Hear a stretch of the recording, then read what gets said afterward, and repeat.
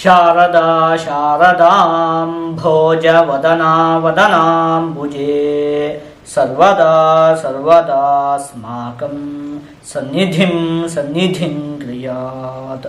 ಸಮಸ್ತ ವೀಕ್ಷಕರಿಗೂ ಡಿಸೆಂಬರ್ ತಿಂಗಳ ಧನಸ್ಸು ರಾಶಿಯ ಮಾಸ ಭವಿಷ್ಯದ ಕಾರ್ಯಕ್ರಮಕ್ಕೆ ಸುಸ್ವಾಗತ. ನಾವು ಮೊದಲಿಗೆ ಈ ಮಾಸದಲ್ಲಿ ನಡೆಯುವಂತಹ ಗ್ರಹಗಳ ಬದಲಾವಣೆಗಳ ಬಗ್ಗೆ ತಿಳಿದುಕೊಳ್ಳೋಣ. ಈ ತಿಂಗಳ 2ನೇ ತಾರೀಕಿನಂದು ಶುಕ್ರಗ್ರಹ ಮಕರ ರಾಶಿಗೆ, 28ನೇ ತಾರೀಕಿನಂದು ಕುಂಭ ರಾಶಿಗೆ ಪ್ರವೇಶವನ್ನು ಮಾಡ್ತಾ ಇರುವಂಥದ್ದು, 15ನೇ ತಾರೀಕಿನಂದು ರವಿಗ್ರಹ ಧನಸ್ಸು ರಾಶಿಗೆ ಪ್ರವೇಶವನ್ನು ಮಾಡ್ತಾ ಇರುವಂಥದ್ದು. ಇದಿಷ್ಟು ಕೂಡ ಈ ಮಾಸದಲ್ಲಿ ನಡೆಯುವಂತಹ ಪ್ರಮುಖವಾದ ಗ್ರಹಗಳ ಬದಲಾವಣೆ. ಈಗ ಇದನ್ನೆಲ್ಲ ಆಧರಿಸಿ ಈ ಮಾಸದಲ್ಲಿ ಧನಸ್ಸು ರಾಶಿಯವರಿಗೆ ಯಾವ ರೀತಿಯಾದಂತಹ ಫಲ ಪ್ರಾಪ್ತಿಯಾಗಲಿದೆ ಅಂತ ಹೇಳಿ ಒಂದೊಂದಾಗೆ ನೋಡ್ತಾ ಹೋಗೋಣ. ಮೊದಲನೇದಾಗಿ ಈ ಶುಕ್ರಗ್ರಹ ಇದೆಯಲ್ಲ, ಅದು ನಿಮಗೆ ದ್ವಿತೀಯ ಭಾವದಲ್ಲಿ ಸ್ಥಿರವಾಗಿರುವಂಥದ್ದು. ಹಾಗಾಗಿ ನಿಮಗೆ ಅನೇಕ ವಿಷಯದಲ್ಲಿ ಈ ಮಾಸದಲ್ಲಿ ಅಭಿವೃದ್ಧಿ ಅನ್ನುವಂಥದ್ದು ಉಂಟಾಗುತ್ತೆ. ಮೊದಲನೇದಾಗಿ ಈ ವಿಜ್ಞಾನಕ್ಕೆ ಸಂಬಂಧಪಟ್ಟಿರುವಂತಹ ವಿಷಯವನ್ನು ಅಧ್ಯಯನ ಮಾಡುತ್ತಿರುವಂತಹ ವಿದ್ಯಾರ್ಥಿಗಳಿಗೆ ಈ ಮಾಸ ಅತ್ಯಂತ ಉತ್ತಮವಾಗಿದೆ.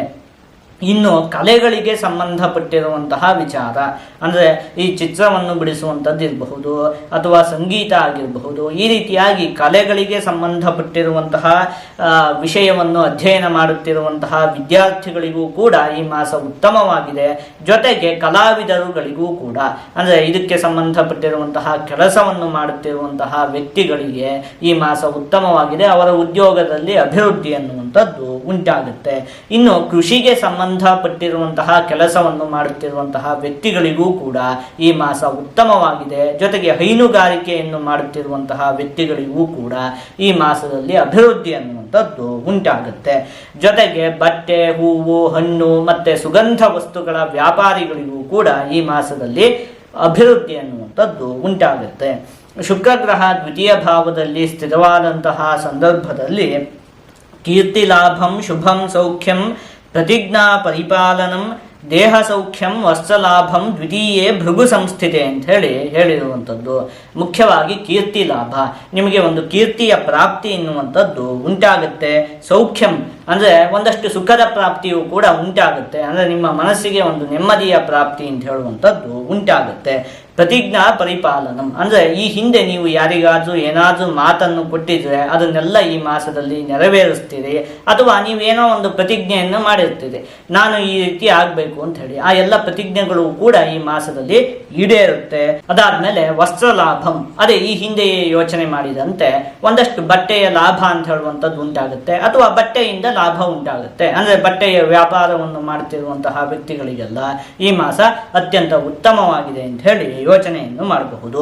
ಅದಾದ್ಮೇಲೆ ಮುಖಂಚಾರು ಭಾಷಂ ಮನೀಷಾಪಿ ಚಾರ್ವಿ ಮುಖಂಚಾರು ಚಾರುಣಿ ವಾಸಾಂಸಿ ತಸ್ಯ ಕುಟುಂಬೇ ಸ್ಥಿತ ಪೂರ್ವದೇವಸ್ಯ ಪೂಜ್ಯ ಕುಟುಂಬೇ ನಕಿಂಚಾರು ಚಾರುವಂಗಿ ಕಾಮಃ ಅಂತ ಹೇಳಿರುವಂಥದ್ದು. ಅಂದರೆ ಮಾತಿನಿಂದಲೇ ನಿಮಗೆ ಒಂದಷ್ಟು ಲಾಭ ಅಂತ ಹೇಳುವಂಥದ್ದು ಉಂಟಾಗುತ್ತೆ. ಅಂದರೆ ನೀವು ಉತ್ತಮವಾಗಿ ಮಾತಾಡ್ತೀರಿ, ಆ ಮಾತಿನಿಂದಲೇ ನಿಮಗೆ ಒಂದಷ್ಟು ಲಾಭ ಅಂತ ಹೇಳುವಂಥದ್ದು ಉಂಟಾಗುತ್ತೆ. ಇನ್ನು ಈ ಹಿಂದೆಯೇ ಯೋಚನೆ ಮಾಡಿದಂತೆ ವಿದ್ಯಾರ್ಥಿಗಳಿಗಂತೂ ಈ ಮಾಸ ಅತ್ಯಂತ ಉತ್ತಮವಾಗಿದೆ. ಇನ್ನು ಕುಟುಂಬಕ್ಕೆ ಸಂಬಂಧಪಟ್ಟಿರುವಂತಹ ವಿಚಾರದಲ್ಲಿಯೂ ಕೂಡ ಈ ಮಾಸ ಅತ್ಯಂತ ಉತ್ತಮವಾಗಿದೆ.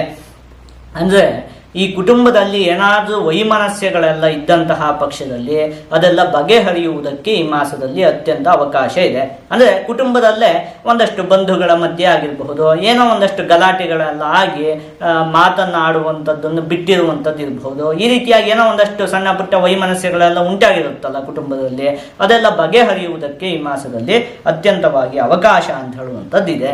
ಇದಿಷ್ಟು ಕೂಡ ಈ ಮಾಸದಲ್ಲಿ ನಿಮಗೆ ಪ್ರಾಪ್ತಿಯಾಗುವಂತಹ ಅತ್ಯಂತ ಉತ್ತಮವಾದ ಫಲಗಳು.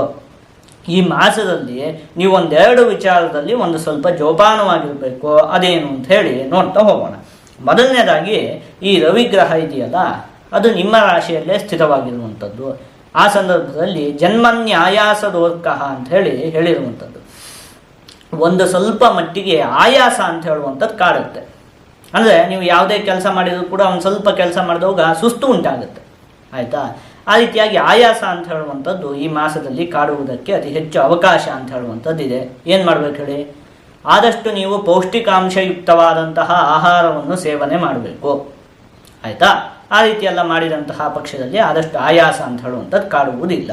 ಇನ್ನೊಂದೇನು, ಮುಖ್ಯವಾಗಿ ಅಷ್ಟಮ ಭಾವದಲ್ಲಿ ಕುಜಗ್ರಹದ ಸ್ಥಿತಿ ಇರುವಂಥದ್ದು, ಅದು ನೀಚವಾಗಿ ಸ್ಥಿತವಾಗಿರುವಂಥದ್ದು. ಹಿಂದಿನ ಮಾಸದಲ್ಲಿಯೂ ಕೂಡ ಇದೇ ಥರ ಇತ್ತು. ಹಾಗಾಗಿ ನಾನು ಅವಾಗಲೂ ಕೂಡ ಯೋಚನೆ ಮಾಡಿದ್ದೆ, ಏನು ಹೇಳಿ, ಆರೋಗ್ಯಕ್ಕೆ ಸಂಬಂಧಪಟ್ಟಿರುವಂತಹ ವಿಚಾರದಲ್ಲಿ ನೀವು ಜೋಪಾನವಾಗಿ ಇರಬೇಕು ಅಂತ ಹೇಳಿ. ಅದೇ ರೀತಿಯಾಗಿ ಈ ಮಾಸದಲ್ಲಿಯೂ ಕೂಡ ಅವಾಗಲೇ ಹೇಳಿದ್ದೀನಿ, ಏನು ಹೇಳಿ, ಜೋಪಾನವಾಗಿರುವಂಥದ್ದು ಅಂದರೆ ಸರಿಯಾದ ಸಮಯಕ್ಕೆ ಊಟ ಮಾಡಬೇಕು, ಮತ್ತು ಆದಷ್ಟು ಮನೆಯಲ್ಲೇ ಮಾಡಿರುವಂತಹ ಊಟವನ್ನು ಮಾಡುವಂಥದ್ದು ಒಳ್ಳೆಯದು. ಇನ್ನೊಂದೇನು, ವೈದ್ಯರ ಸಲಹೆಗಳನ್ನು ನೀವು ನಿರ್ಲಕ್ಷ್ಯ ಮಾಡಬಾರ್ದು. ಇನ್ನೊಂದು, ಯಾವುದಾದ್ರೂ ದುಶ್ಚಟಗಳು ಇದ್ದಂತಹ ಪಕ್ಷದಲ್ಲಿ ಮದ್ಯಪಾನವೇ ಮುಂತಾದವುಗಳು, ಅವುಗಳನ್ನು ನೀವು ಬಿಡುವಂಥದ್ದು ಒಳ್ಳೆಯದು. ಆಯಿತಾ? ಇದನ್ನೆಲ್ಲ ನಾನು ಹಿಂದಿನ ಮಾಸದಲ್ಲೂ ಇದೇ ಥರ ಇತ್ತು, ಅಷ್ಟಮ ಭಾವದಲ್ಲೇ ಕುಜ ಇತ್ತಲ್ಲ, ಆವಾಗಲೇ ನಾನು ಯೋಚನೆ ಮಾಡಿದ್ದೀನಿ. ಆಯಿತಾ? ಆ ರೀತಿಯಾಗಿ ಆರೋಗ್ಯಕ್ಕೆ ಸಂಬಂಧಪಟ್ಟಿರುವಂಥ ವಿಚಾರದಲ್ಲಿಯೂ ಕೂಡ ನೀವೊಂದು ಸ್ವಲ್ಪ ಜೋಪಾನವಾಗಿರಬೇಕು. ಇನ್ನೊಂದು ಏನಾಗಿದೆ, ಈ ಚತುರ್ಥ ಭಾವದಲ್ಲಿ ರಾಹುಗ್ರಹದ ಸ್ಥಿತಿ ಇರೋದ್ರಿಂದಾಗಿ ವಾಹನವನ್ನು ಚಲಾಯಿಸುವಂತಹ ಸಂದರ್ಭದಲ್ಲಿಯೂ ಕೂಡ ನೀವೊಂದು ಸ್ವಲ್ಪ ಜೋಪಾನವಾಗಿ ಇರಬೇಕಾಗತ್ತೆ. ಈ 1-2-3 ವಿಚಾರದಲ್ಲಿ ಒಂದು ಸ್ವಲ್ಪ ನೀವು ಜೋಪಾನವಾಗಿರಬೇಕು.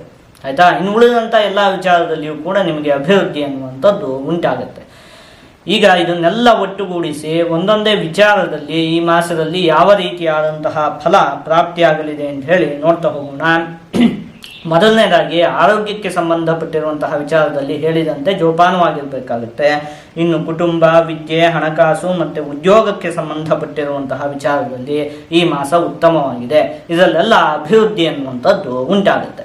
ಒಂದು ಸ್ವಲ್ಪ ಆರೋಗ್ಯಕ್ಕೆ ಸಂಬಂಧಪಟ್ಟಿರುವಂತಹ ವಿಚಾರದಲ್ಲಿ ಒಂದು ಸ್ವಲ್ಪ ಜೋಪಾನವಾಗಿ ಇದ್ಬಿಡಿ. ಮತ್ತು ಉಳಿದಿದ್ದೆಲ್ಲ ಚೆನ್ನಾಗಿದೆ. ಏನು ಮಾಡ್ಬೇಕು ಹೇಳಿ, ನೀವು ಆದಷ್ಟು ಈ ಮಾಸದಲ್ಲಿ ನೀವು ಶಿವದೇವರ ದರ್ಶನವನ್ನು ಮಾಡಬೇಕು. ಅಂದರೆ ಈಶ್ವರ ದೇವರ ದೇವಸ್ಥಾನಕ್ಕೆ ಹೋಗಬೇಕು, ಅಲ್ಲಿ ಈಶ್ವರ ದೇವರ ದರ್ಶನವನ್ನು ಮಾಡಬೇಕು. ಹೀಗೆ ಮಾಡೋದ್ರಿಂದ ನಿಮಗೆ ಯಾವುದೇ ಅಶುಭ ಫಲ ಅಂತ ಹೇಳುವಂಥದ್ದು ಪ್ರಾಪ್ತಿ ಆಗುವುದಿಲ್ಲ. ಜೊತೆಗೆ ಎಲ್ಲ ಶುಭ ಫಲಗಳು ಕೂಡ ಪ್ರಾಪ್ತಿಯಾಗುತ್ತೆ. ಒಂದು ಮಾತು ಏನು ಹೇಳಿ, ಯಾವತ್ತೂ ಕೂಡ ನಾವು ದೇವಸ್ಥಾನಕ್ಕೆಲ್ಲ ಹೋಗ್ತಾ ಇದ್ದೀವಿ ಅಂತ ಹೇಳಿ ಆದ ಪಕ್ಷದಲ್ಲಿ ನಾವು ಖಾಲಿ ಕೈಯಲ್ಲಿ ಹೋಗಬಾರ್ದು. ಏನು ಹೇಳಿರುವಂಥದ್ದು, ಅಗ್ನಿಹೋತ್ರಂ ಗೃಹಂ ಕ್ಷೇತ್ರಂ ಗರ್ಭಿಣೀಂ ವೃದ್ಧ ಬಾಲಕೌ ರಿಕ್ತಹಸ್ತೇನ ನೋಪೇಯಾತ್ ರಾಜಾನಂ ದೇವತಾಂ ಗುರುಂ ಅಂತ ಹೇಳಿರುವಂಥದ್ದು. ಇದನ್ನು ಕೇಳಿಸ್ಕೊಳ್ಳಿ, ಇದು ನಿಮಗೆ ಬೇಕಾಗುತ್ತೆ.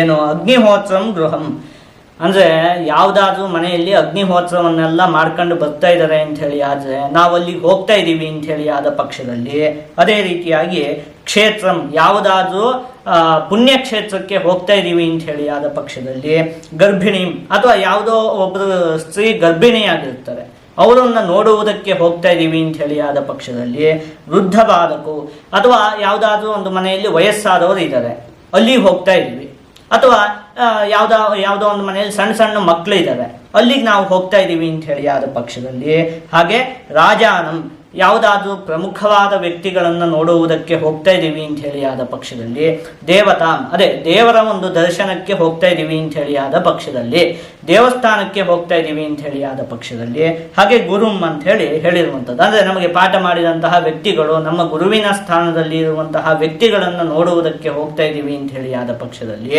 ರಿಕ್ತ ಹಸ್ತೇನ ನೋಪೇಯಾತ್ ಖಾಲಿ ಕೈಯಲ್ಲಿ ಹೋಗಬಾರ್ದು ಅಂತ. ಆಯಿತಾ? ಈಗ ನಾನು ಯಾಕೆ ಹೇಳಿದ್ದು ಹೇಳಿ, ದೇವಸ್ಥಾನಕ್ಕೆ ಹೋಗಿ ಅಂತ ಹೇಳಿದ್ನಲ್ಲ. ಹಾಗಾಗಿ ಯಾವತ್ತೂ ಕೂಡ ಯಾವುದೇ ದೇವಸ್ಥಾನ ಬೇಕಾದ್ರೂ ಆಗಲಿ, ದೇವಸ್ಥಾನಕ್ಕೆ ಹೋಗ್ತಿದ್ದೀವಿ ಅಂತ ಹೇಳಿ ಆದ ಪಕ್ಷದಲ್ಲಿ, ದೇವರ ದರ್ಶನಕ್ಕೆ ಹೋಗ್ತಿದ್ದೀವಿ ಅಂತ ಹೇಳಿ ಆದ ಪಕ್ಷದಲ್ಲಿ, ಮತ್ತೆ ಹೇಳಿದ್ನಲ್ಲ ಉಳಿದಂಥದ್ದು ಇದನ್ನೆಲ್ಲ ನೆನ್ಪಿಟ್ಕೊಂಡಿರ್ಬೇಕಾಗತ್ತೆ. ಇವನ್ನೆಲ್ಲ ಸಂಸ್ಕಾರ ಅಂತ ಹೇಳ್ತಾರೆ. ಬೇಕಾಗುತ್ತೆ. ಆಯಿತಾ? ಒಟ್ಟಲ್ಲಿ ಈಗ ನಮಗೆ ಬೇಕಾಗಿರೋದು ಇದು, ದೇವಸ್ಥಾನಕ್ಕೆ ಹೋಗ್ತಿದ್ದೀವಿ ಅಂತ ಹೇಳಿ ಆದ ಪಕ್ಷದಲ್ಲಿ ನಾವು ಖಾಲಿ ಕೈಯಲ್ಲಿ ಹೋಗಬಾರ್ದು. ಏನು ಮಾಡಬೇಕು, ಹೂವು ಅಥವಾ ಹಣ್ಣುಕಾಯಿನೆಲ್ಲ ತಗೊಂಡೋಗಿ ಭಗವಂತನಿಗೆ ಸಮರ್ಪಣೆ ಮಾಡಿ, ಈಶ್ವರನಿಗೆ. ಆಯಿತಾ? ಅದರಿಂದ ನಿಮಗೆ ಯಾವುದೇ ಅಶುಭವಾದ ಫಲ ಅಂತ ಹೇಳುವಂಥದ್ದು ಪ್ರಾಪ್ತಿ ಆಗುವುದಿಲ್ಲ. ಜೊತೆಗೆ ಎಲ್ಲ ಶುಭ ಫಲಗಳು ಕೂಡ ಪ್ರಾಪ್ತಿಯಾಗುತ್ತೆ.